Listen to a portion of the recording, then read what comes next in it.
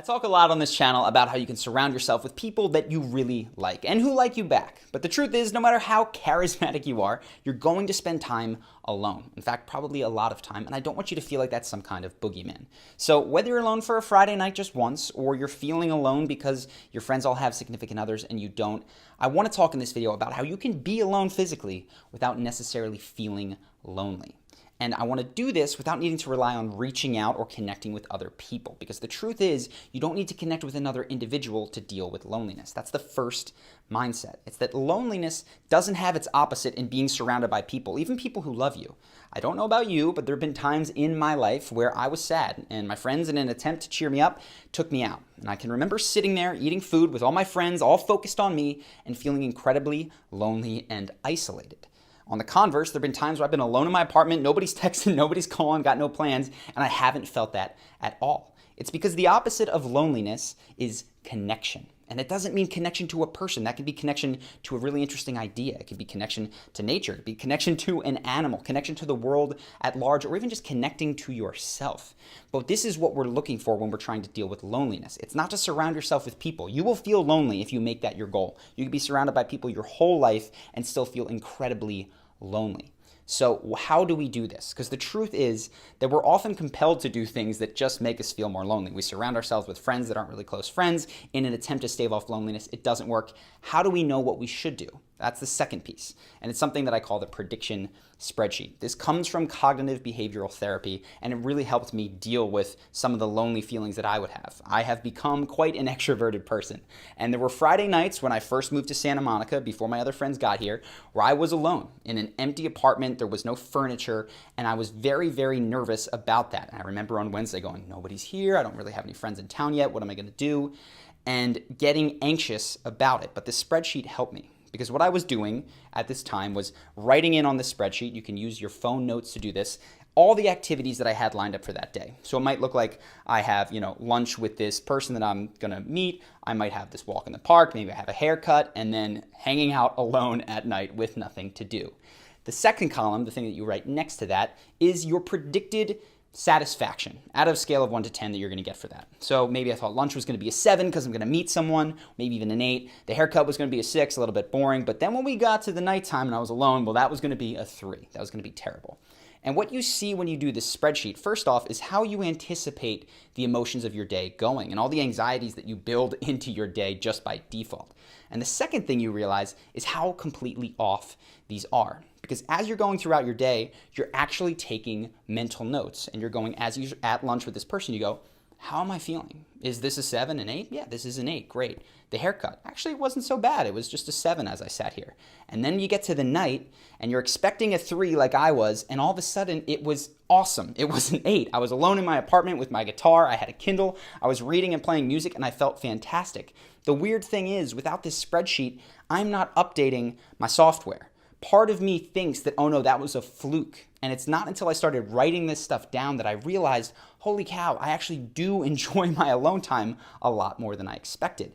And that takes me to the third piece, which is, yes, I learned that I enjoyed my alone time, but I also learned that I spent a lot of time looking forward and doing things that didn't make me happy. By far, the number one thing for me was using social media. Now, for you, I don't recommend skipping that spreadsheet. Do that spreadsheet. Find out what genuinely makes you surprisingly happy and what genuinely surprises you that it makes you upset. But for me, using Instagram, Facebook, in any sort of amount where I'm scrolling the feed was torturous to my mental health. And I don't mean to be hyperbolic here, but it was probably the worst part of my entire day, any day that I did it.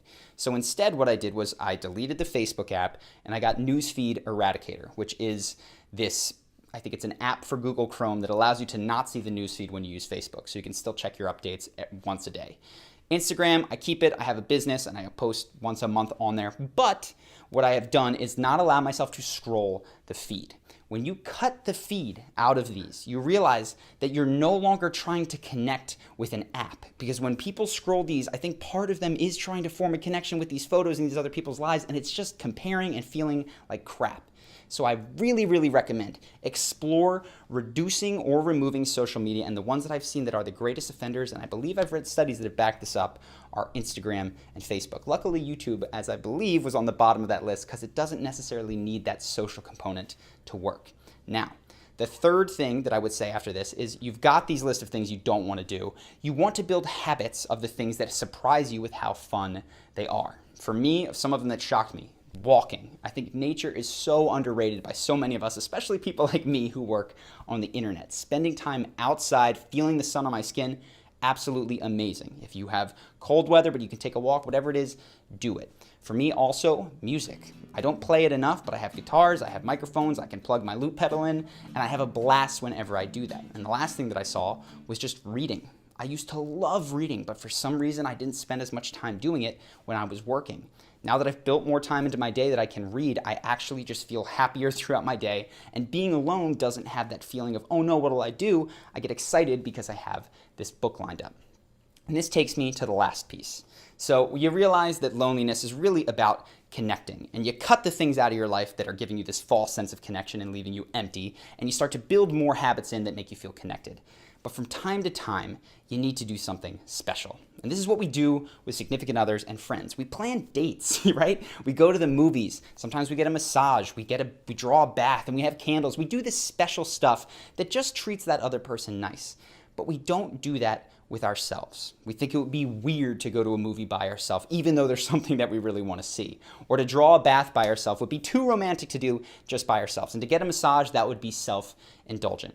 Whatever it is for you, think of the things that you really enjoy about dates. Maybe it's going to a really tasty restaurant, and you only get to do that when you're with someone as a significant other.